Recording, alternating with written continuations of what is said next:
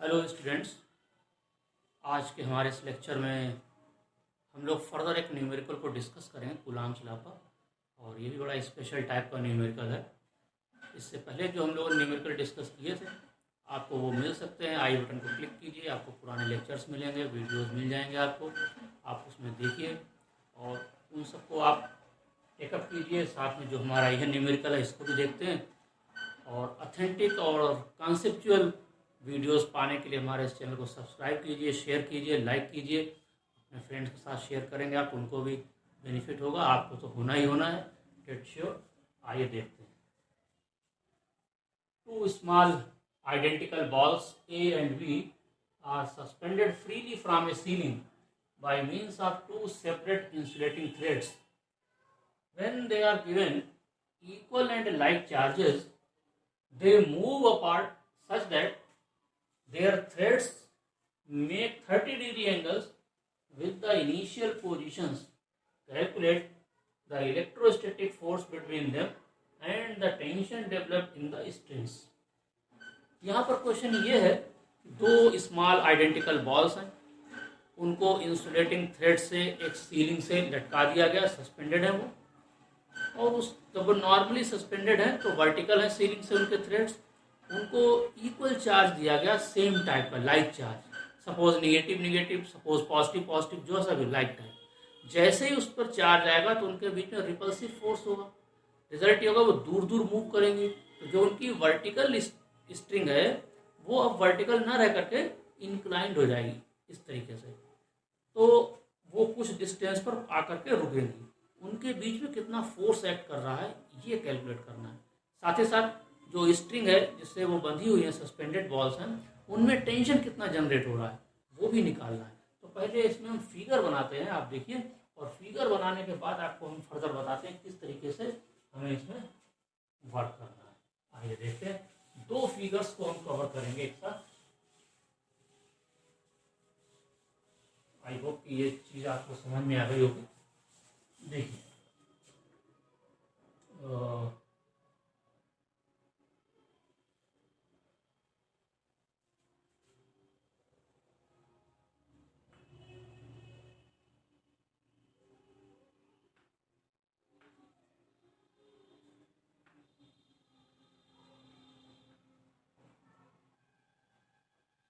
Suppose हमने माना ये स्ट्रिंग्स हैं दोनों, या थ्रेड्स, हमने शायद वर्ड थ्रेड यूज किया है। ये धागे हैं, थ्रेड्स। ये एक थ्रेड है, एक थ्रेड ये है। ये बॉल ए है, ये वाली बॉल बी है, फ्रीली सस्पेंडेड है। अभी इन पर कोई चार्ज नहीं दिया, इनको हमने चार्ज देना शुरू किया। सपोज पॉजिटिव चार्ज हमने दोनों को दिया, तो ये फिगर आप देखिए हमने सेपरेट यहाँ पर बनाएंगे।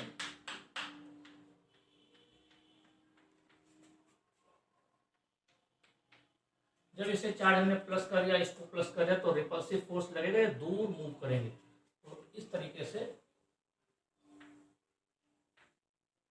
ये बॉल ए आ जाती है और इसी तरीके से ये वाली बॉल बी। आइडेंटिकल है, यानी दोनों का एक ही शेप है, साइज है, उनका मास भी सेम है, तो आइडेंटिकल हो गए। अब ये इनिशियल पोजीशन इनकी क्या थी, ठीक है, वर्टिकल। तो ये इनिशियल पोजीशन थी, उससे इनका एंगल अब बनने लगा 30 डिग्री। आप देखिए 30 डिग्री एंगल बन रहा। ऐसे ये इनिशियल पोजीशन थी, ये चली गई फाइनल, तो ये एंगल इनके बीच का 30 डिग्री हो गया। तो अब आपको निकालना है इन दोनों के बीच में क्या फोर्स एक्ट कर रहा है। ये तो ये जो फोर्स है, सपोज एफ रिपल्सिव फोर्स है, ये एफ है बिकॉज ये चार्ज इसके ऊपर दिया गया था, suppose Q charge.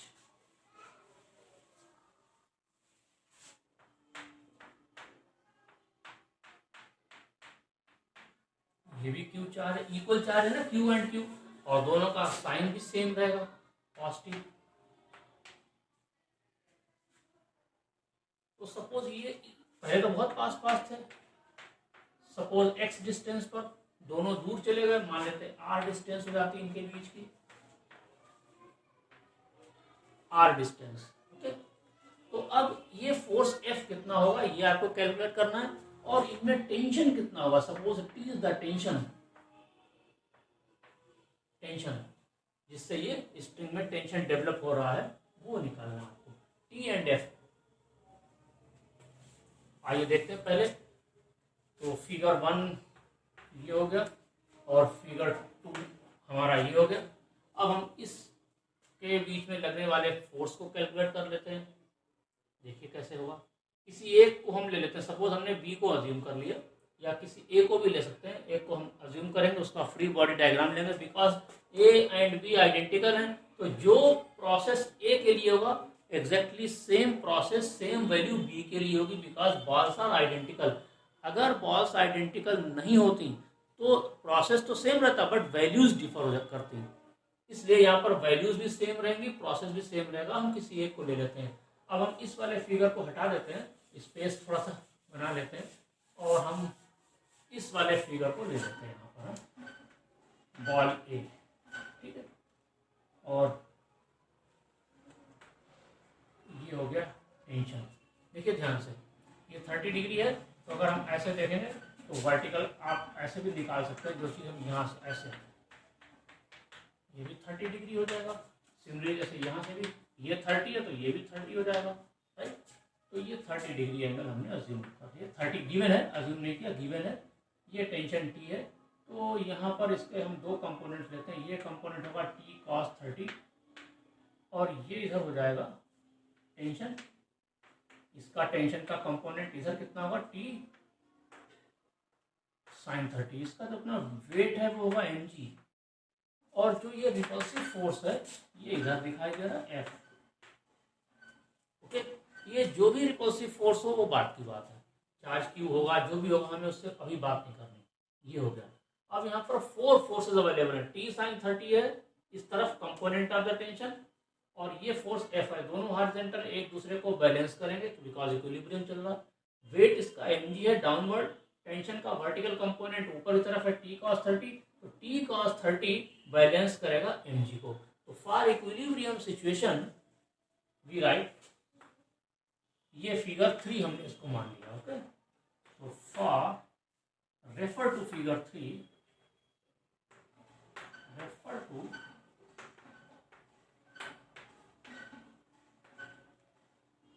For equilibrium of ball A,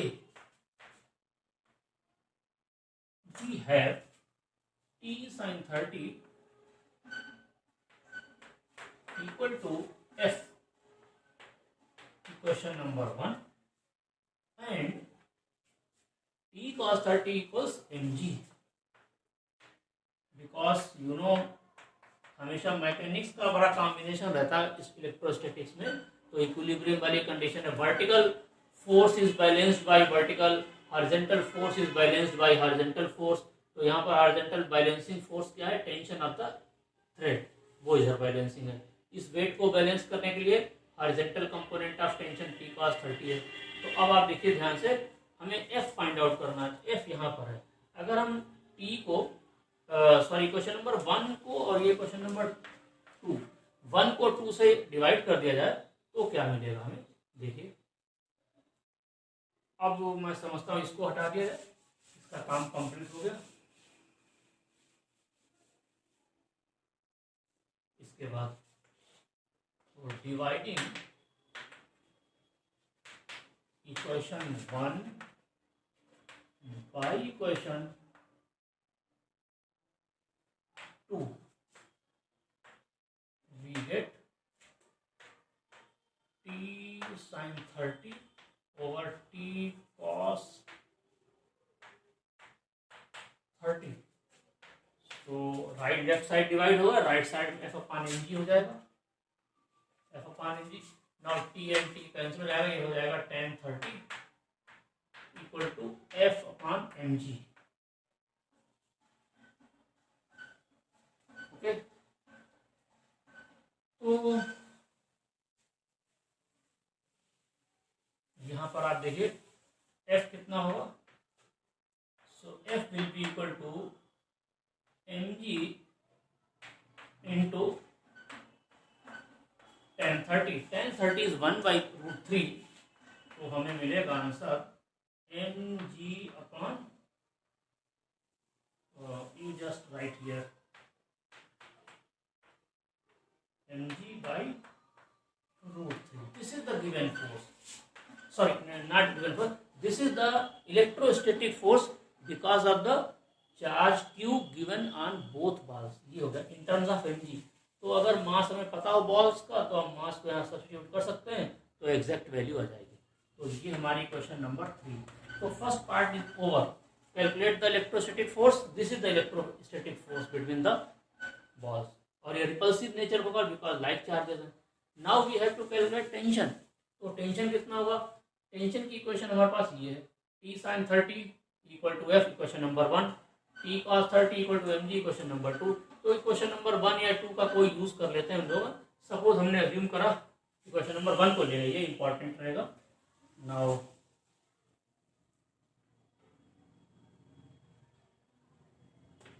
to find tension T, we use equation 1. ठीक है, वो इक्वेशन 1 क्या होगी देखिए. अब हम थोड़ा सा इसको भी हटा देते हैं, ये सब खत्म हो गया सारा इसका काम.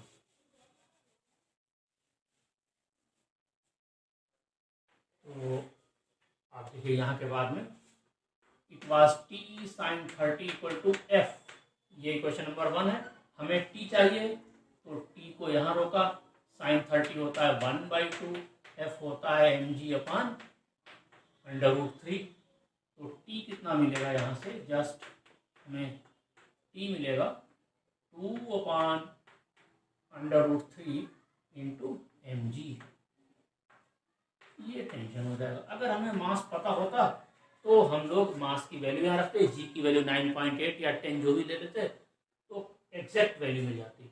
अब जो भी यूनिट, तो यहाँ पर पता नहीं क्या यूनिट रखी गई है, CGS है या SI सिस्टम है, तो जो भी यूनिट होगी उस यूनिट में इस फोर्स को मेजर करेंगे. तो हम लोग जनरली क्या लिखते हैं, F इक्वल टू यूनिट्स, और टेंशन के यहाँ पे लिख देंगे यूनिट्स, यानी जिस सिस्टम की यूनिट यूज होना है वो यहाँ पर लिखी जाएगी. तो आज का हमारा न्यूमेरिकल ये कंप्लीट हो गया. कैसा लगा आपको आप कमेंट करके बताइए. चैनल को शेयर कीजिए और साथ में इसको आप सब्सक्राइब भी कीजिए. आपको नए ऑथेंटिक कॉन्सेप्चुअल वीडियोस मिलेंगे. हमारी कोशिश है जो हमने सीरीज़ ये स्टार्ट की है, ये सिर्फ इसी पर्पज से की है कि जो बच्चे फिजिक्स में वीक हैं, जिनको एक प्रॉपर टच नहीं मिल पा रहा, वो धीरे धीरे फिजिक्स को अपने डेवलप करेंगे. इसलिए हम बहुत ही फंडामेंटल और बेसिक लेवल से लेकर के चल रहे हैं इस सीरीज़ को. धीरे धीरे बच्चे जब अपनी सीरीज़ को पढ़ेंगे 1 बाय 1, तो उनको सर्टेनली अंदर से कॉन्फिडेंस आएगा. वो बच्चे फिजिक्स में आगे बढ़ेंगे. उनकी कोई प्रॉब्लम होगी वो हमारे पास भेजेंगे मैसेज, हम कोशिश करेंगे उसको सॉल्व करें. Okay, all the best. Thank you very much.